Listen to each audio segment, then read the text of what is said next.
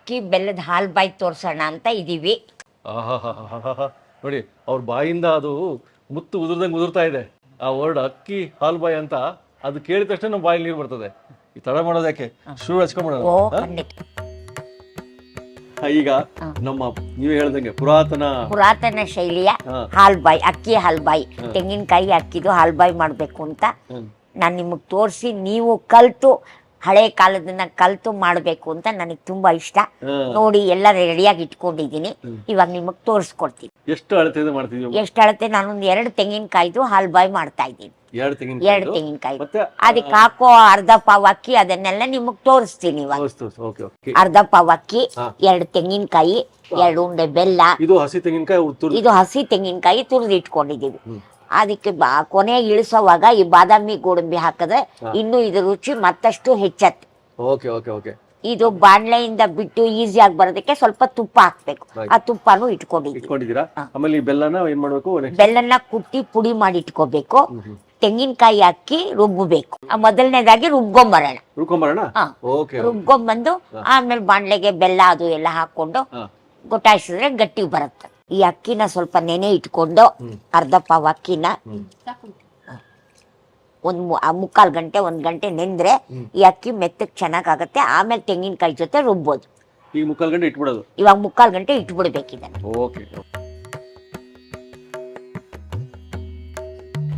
ಅಮ್ಮ ಈಗ ಮುಕ್ಕಾಲು ಗಂಟೆ ಕಾದಿದೀವಿ, ಆಯ್ತಲ್ಲ? ಇವಾಗ ತೆಂಗಿನಕಾಯಿ ಅಕ್ಕಿ ಎಲ್ಲ ನೆಂದಿದೆ ಚೆನ್ನಾಗಿ.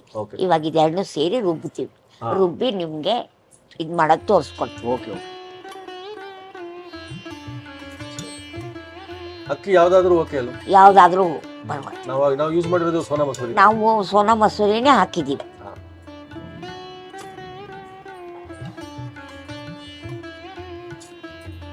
ಕಾಯಿ ಇವಾಗ ಇದ್ರೊಳಗೆ ಹಾಕೋಬೇಕು. 2 ಕಾಯಿ ಕಂಪ್ಲೀಟ್ ಎಲ್ಲ ಹಾಕ್ಬಿಡ್ಬೇಕಲ್ಲ? ಒಟ್ಟಿಗೆ ಆಗಲ್ಲ, ಒಂದು ಅರ್ಧವಾಗಿ 2 ಸತಿ ಮಾಡ್ಕೊಳ್ಳೋಣ. ಏಲಕ್ಕಿ ಕಾಯಿ ಒಂದು 4ನ ರುಬ್ಬುವಾಗ ಹಾಕೋಬೇಕು.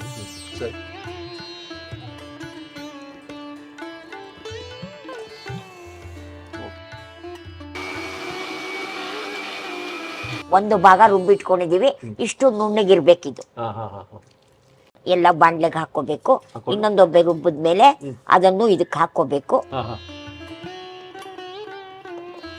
ಇಲ್ಲಿ ನೀವು ಆಗ್ಲೇ ಬೆಲ್ಲನ ಪುಡಿ ಮಾಡ್ಕೊಂಡಿದ್ದೀರಾ? ಬೆಲ್ಲ ಪುಡಿ ಮಾಡಿ ಇಟ್ಕೊಂಡಿದೀವಿ. ಆ ಒಬ್ಬೆ ಹಾಕೊಂಡ್ಮೇಲೆ ಬೆಲ್ಲ ಹಾಕೊಂಡು ಒಲೆ ಮೇಲೆ ಇಡ್ತೀವಿ. ಅದನ್ನ ಗೊಟಾಯಿಸಿ 20-30 ನಿಮಿಷದೊಳಗೆ ಆಗತ್ತೆ. ಮಿಕ್ಕಿರೋದು ಹಾಕೋತಾ ಇದ್ದೀವಿ.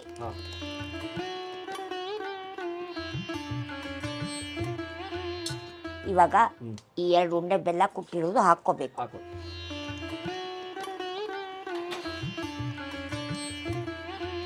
ಎಂದಿನಂತೆ ನಮ್ಮ ಭಾರತೀಯವರು ನನಗೆ ಸಹಾಯ ಮಾಡ್ತಾಳೆ. ಅವಳಿಗೆ ಎಲ್ಲ ರೆಡಿಯಾಗಿ ಇಟ್ಟಿದ್ದು.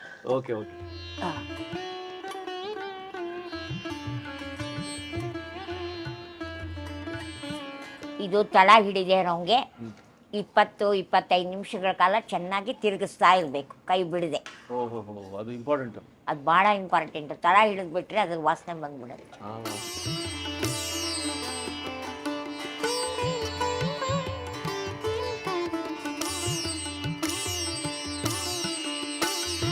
ನಾವಿವಾಗ ಆ ಕಡೆಗೆ ಚಕ್ಲಿ ಆರ್ಡರ್ ಬಂದಿದೆ, ಚಕ್ಲಿ ಮಾಡ್ತಾ ಇದ್ದೀವಿ. ನೀವು ಅದನ್ನ ಗಮನಿಸಿ ನೋಡಬಹುದು. ನೋಡಿ ಇಲ್ಲಿ ಇಷ್ಟು ಆಗ್ಲೇ ರೆಡಿ ಆಗ್ಬಿಟ್ಟಿದೆ ಚಕ್ಲಿ, ಒಳ್ಳೆ ಚಕ್ಲಿಗಳು. ಇದನ್ನಾಗಲೇ ಎಪಿಸೋಡ್ ತೋರಿಸಿದೀವಿ, ಅದ್ರ ಲಿಂಕ್ ಕೊಟ್ಟಿರ್ತೀವಿ ನಾವು. ಸೂಪರ್. ಇವಾಗ ಬಣ್ಣ ಬದ್ಲಿ ಆಗ್ತಾ ಇದೆ. ಬೆಲ್ಲ ಕರಗ್ತಾ ಇರೋದ್ರಿಂದ ಇದು ಗಟ್ಟಿ ಹದಕ್ಕೆ ಬರೋ ತನಕ ಕೈ ಆಡಿಸ್ತಾನೆ ಇರ್ಬೇಕು.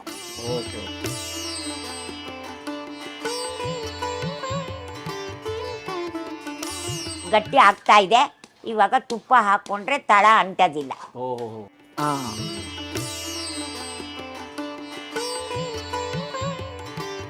ಇದು ಹೋಮ್ ಮೇಡ್ ತುಪ್ಪ, ಅದನ್ನ ಹಾಕಿರೋದು. ಅವಾಗ ಚೆನ್ನಾಗಿ ಸುತ್ತಿ ಬೇಗ ಆಗೋಗುತ್ತೆ. ಸರಿ. ಅವಾಗ ನಮ್ಮ ವೀಕ್ಷಕರು ಮಾಡ್ಕೊಳ್ತಾ ಇದ್ರೆ ಅವ್ರು ನಂದಿನಿ ಹಾಕೋಬಹುದು. ಅವ್ರು ನಂದಿನಿ ತುಪ್ಪ ಯೂಸ್ ಮಾಡ್ಬೋದು. ಯಾರೇ ಮಾಡ್ಲಿ ಒಳ್ಳೆ ತುಪ್ಪ ಹಾಕೊಂಡ್ರೆ ಆಯ್ತು. ಆಗ್ತಾ ಬಂತ? ಆಗೋದು. ಸೊ ಇದೇ ತರ ಮಾಡ್ತಾನೆ ಇರ್ಬೇಕು. ಮಾಡ್ತಾನೆ ಇರ್ಬೇಕು. ಈ ಹತ್ತೆ ನೋಡಿ ಎಷ್ಟು ಶಕ್ತಿ ಬೇಕು ಕೈಯಲ್ಲಿ.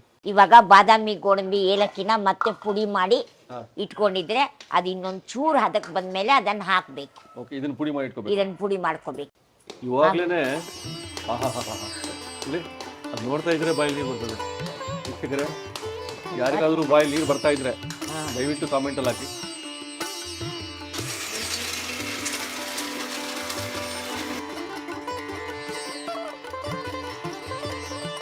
ಇವಾಗ ಬಾದಾಮಿ ಗೋಡಂಬಿ ಏಲಕ್ಕಿ ಎಲ್ಲ ಪುಡಿ ಮಾಡಿ ಇಟ್ಕೊಂಡಿದೀವಿ.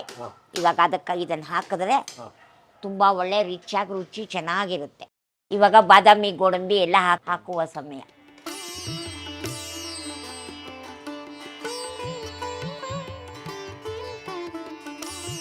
ನಮ್ಮ ಭಾರತಿ ಅದನ್ನೆಲ್ಲ ತುಂಬಾ ಚೆನ್ನಾಗಿ ಮಾಡ್ತಾಳೆ ನೋಡಿ. ಇಲ್ಲ ಅವಳೇ ಬುದ್ಧಿವಂತಲು ಅಂತೂ ತಪ್ಪೇನಿಲ್ಲ. ಹೌದಾ? ಹೌದಪ್ಪ. ನೋಡಿ ಎಷ್ಟು ಜನನ ನೀವು ಟ್ರೈನಿಂಗ್ ಕೊಟ್ಟು. ತುಂಬಾ ಒಂದು ಹೆಮ್ಮೆ ವಿಷಯ ಇದು. ಹೌದು, ಅವಾಗ ಈ ರೆಸಿಪಿ ಉಳಿತದೆ ಇಲ್ದಿದ್ರೆ ಹೊಟ್ಟೋಗುತ್ತೆ. ಕಾಲದ ತುಳಿತಕ್ಕೆ ಸಿಕ್ಕು ಮರೆಯಾಗೋದಿಲ್ಲ. ಹೌದು. ಈಗಾಗಲೇ ಒಂದು 20 ನಿಮಿಷ 15 ನಿಮಿಷ ಆಯ್ತು. 5 ನಿಮಿಷ ಒಳಗೆ ಆಗೋಯ್ತಲ್ಲ. ಓ, ಇವತ್ತು ಬೇಗ ಮುಗಿದೋಗುತ್ತೆ ನೋಡಿ. ಆಗ್ತಾ ಬಂತು. ಇನ್ನೇನು ತಟ್ಟೆಗೆ ಸುರಿಬೇಕು ಅಷ್ಟೇ. ನನಗೆ ಎಲ್ಲಾ ತರದ ಒಂದು ಸ್ವೀಟ್ ತರ ಕಾಣ್ತಾ ಇದೆ. ಬೆಲ್ಲದ ಕೇಸರಿ ಬಾತ್ ತರ ಕಾಣ್ತದೆ, ಮೈಸೂರು ಪಾಕ್ ತರ ಕಾಣ್ತದೆ. ಇವಾಗ ರೆಡಿ ಆಗಿದೆ. ಇನ್ನೇನು ತಟ್ಟೆಗೆ ಹಾಕ್ಬೇಕು. ಓ, ಈ ತಟ್ಟೆ ಮೊದಲೇ ಈಗೆಲ್ಲ ತುಪ್ಪ ಹಾಕೊಂಡಿದ್ರಿ? ತುಪ್ಪ ಹಾಕೊಂಡಿದೀವಿ. ತುಪ್ಪ ಸವರಿದ್ರೆ ಬೇಗ ಬಿಡತ್ತೆ. ಅದಕ್ಕೋಸ್ಕರ ತುಪ್ಪ ಸವರಿ ಇಟ್ಕೋಬೇಕು. ಸರಿ ಸರಿ ಸರಿ. ಈಗ ಅದಕ್ಕೆ ಹಾಕೋದು ಆ ಪ್ಲೇಟ್ಗೆ ಹಾಕ್ಬೇಕು.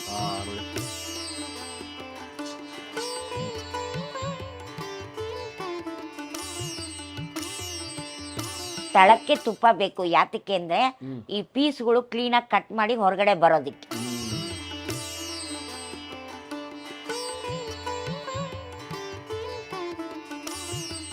ಫಿನಿಶಿಂಗ್ ಮೇಲ್ಗಡೆ ಕ್ಲೀನಾಗಿ ಬರ್ಬೇಕಾರೆ ಒಂಚೂರು ನಮ್ಮ ಮೊಗಚೆ ಕೈಲಿ ಹಿಂಗೆ ಅನ್ಬೇಕು. ಸ್ವಲ್ಪ ಆರಕ್ಕೆ ಅರ್ಧ ಗಂಟೆಗಳ ಕಾಲ ಬಿಟ್ರೆ ಪೀಸ್ ಮಾಡಕ್ಕೆ ಈಸಿಯಾಗಿ ಬರುತ್ತೆ.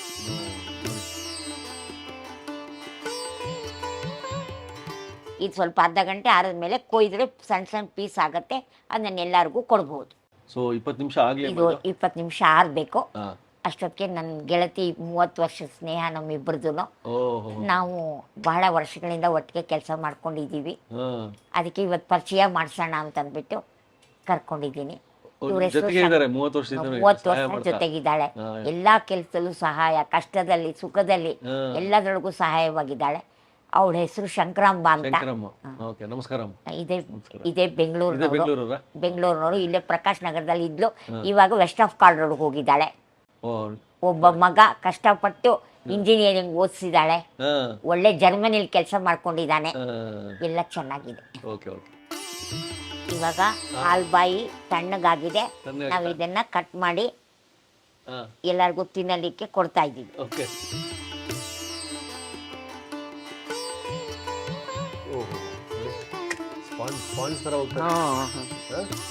ಅದು ಯೋಚನೆ ಬಹಳಾಗಿದ್ದು ಚೆನ್ನಾಗಿದ್ದೇ ಇರುತ್ತೆ. ಹಾಲ್ಬಾಯಿ ಒಡೆಯ ಅಕ್ಕಿ ಹಾಲ್ಬಾಯಿಗೆಲ್ಲ ಅಷ್ಟು ಚೆನ್ನಾಗಿ ಬಾಯಿಗೆ ತಿಂದ್ರಂತೂ ಮೆತ್ತಗಿರುತ್ತೆ. ದೊಡ್ಡವ್ರಿಗೆ ಮಕ್ಕಳಿಗೆ ಎಲ್ಲರಿಗೂ ಬರುತ್ತೆ. ಇದನ್ನ ತೆಗೆದು ನಿಮ್ಗೆ ತೋರಿಸ್ತಾರೆ. ಈ ಶೇಪ್ಗಳನ್ನ ಈ ತರ ತಕೊಂಡು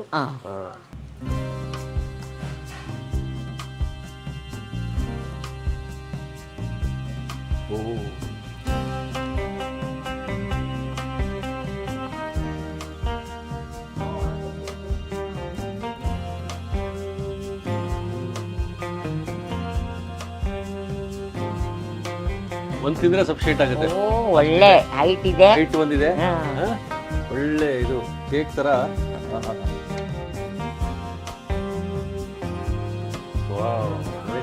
ಇದು ನಮ್ಮ ಹಾಲ್ಬಾಯಿ